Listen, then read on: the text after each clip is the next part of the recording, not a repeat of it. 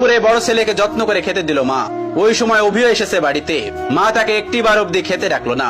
পেটের ক্ষুধা জানে এক প্লেট ভাতের জন্য কত কটু কথা সহ্য করে নিতে হয়। বেকার ছেলেটা সকল কষ্ট চাপা রেখে নির্লজ্জের মতো ভাইয়ের পাশে এসে খেতে বসলো। মা ভাই হয়তো একটু বিরক্ত হলো তার আগমনে।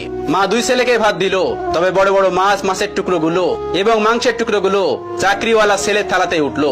অভি মাথা নিচু করে এক থালা কথা নামক খাবার হজম করছে।